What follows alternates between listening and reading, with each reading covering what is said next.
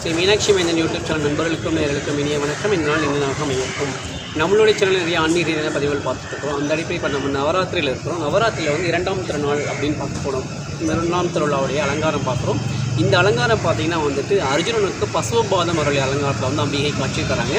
இதோட வரலாறு என்ன, இதில் தரிசனம் பண்ணும்போது நமக்கு கிடைக்கக்கூடிய பலன்கள் என்னன்னு பார்க்கலாம். வாங்க வீடியோக்குள்ளே போகலாம்.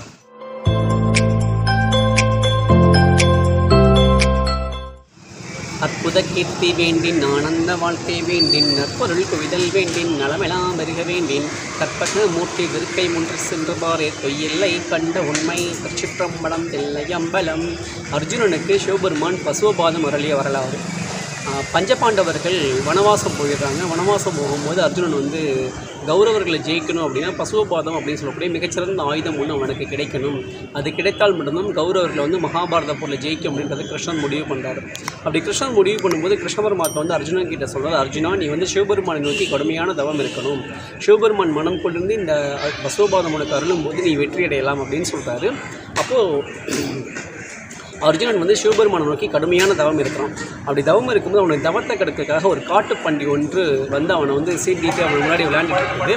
அப்போ அர்ஜுனன் வந்து என்ன பண்ணான், அந்த காட்டுப்பன்றி அடிக்கிறதுக்காக அம்பை எய்கிறான். அதே நேரத்தில் வந்து வேடுவன் ரூபத்தில் வந்த சிவபெருமானும் அந்த காட்டுப்பன்றி மேலே அம்பை எய்கிறாரு. 2 பேரோட அம்பும் ஒரு சேர அந்த காட்டுப்பன்றி மேலே தாக்கி காட்டுப்பன்றி இறந்து போயிடுது. அந்த வேடுவன் ரூபத்தில் வந்த சிவபெருமான் வந்து எனக்கு தான் அந்த பன்றி சொந்தம் அப்படின்னு சொல்லி சண்டை போடுறாங்க. 2 பேரும் கடுமையான யுத்தம் நடக்குது.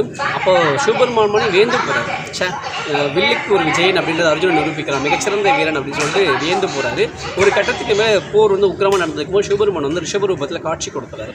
அர்ஜுனா உன்னுடைய வீரத்தை சோதிப்பதற்காக நாங்கள் வந்து இப்படி ஒரு திருவிழா நிகழ்த்தணும் அப்படின்னு சொல்லி காட்சி கொடுத்துட்டு அர்ஜுனன் கிட்ட அந்த பசுபாதத்தை வந்து அருளிடுறாரு. அதுக்கப்புறம் அர்ஜுனன் வந்து மகாபாரத போரில் கௌரவர்களை ஜெயிச்சு பாண்டவர்களுக்கான வெற்றியை வந்து அடைஞ்சிட்றான். இதுதான் இந்த பசுபாதம் அருளியதற்கான வரலாறு. இந்த வரலாறு நம்ம கேட்கும் போதோ இந்த வரலாறு நம்ம படிக்கும் போது நம்ம வாழ்க்கையில் எல்லா வெற்றிகளும் கிடைக்கும் அப்படின்றது தான் ஐதீகம். பொதுவாகவே எல்லா மனுஷனும் வெற்றி அடைவதற்காக மட்டும் நம்ம உழைச்சிட்டே இருக்கோம் இல்லையா, அந்த வெற்றி கண்டிப்பாக இந்த அம்பிகையே இந்த கூடத்தை தரிசனம் பண்ணும்போது நமக்கு கிடைக்கும்.